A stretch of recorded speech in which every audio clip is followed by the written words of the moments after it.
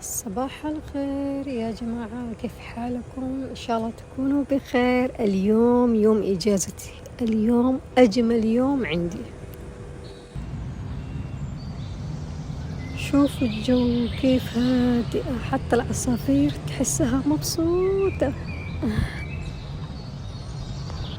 اليوم اليوم صحيت على جو رايق مرة، وكأن أودي بدأ صباحي بالرقاء، خفيف يوغا. أحب أبدأ يومي كذا بهدوء، استرخاء. يا سلام. سويت لي شاي وقلت خليني أشارككم بهاللحظة الحلو. الحين عندي مشاوير صغيرة، أبغى أروح أتسوق لي كم شغلة ضروري إن شاء الله، وأرجع بدري لأن اليوم معزومة عند صاحبتي. متحمسة أجلس معاها ونخير الجو شوية. خلونا نشوف كيف راح يكون الباقي اليوم بعد التعب العمل.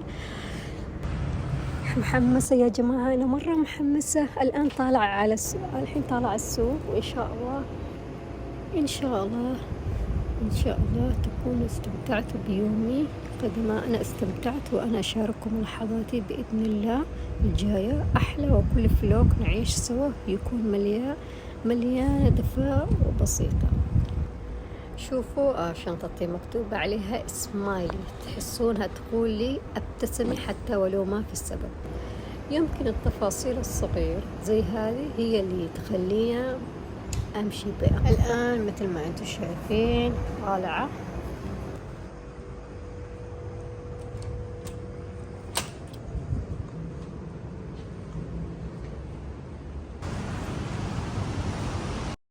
الجو ناعم والشمس دافئ بهدوء. ما أدري ليه بس حسيت كأن الدنيا تهمس لي. ما أدري إنه سبب إجازتي ولا هذا الإحساس، ما أدري.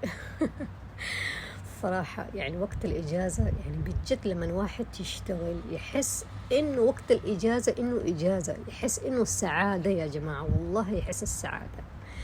الآن مثل ما أنتم شايفين وصلت السوبر ماركت. هذا عصير برتقال، تخيلوا. ما أدري الصراحة يعني شكله ما عجبني.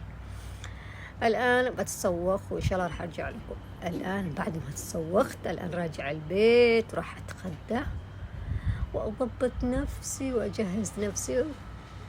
يلا انطلاق.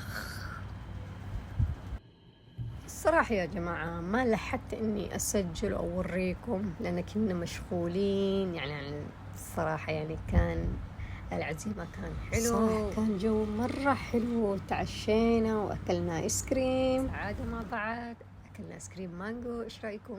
نكهة المانجو الصراحة مرة حلو. والآن خلاص راجعين البيت، وإن شاء الله أشوفكم على خير الفيديو. وإذا عجبكم الفلوق لا تنسوا تحطوا اللايك وتشتركوا في القناة. سلام.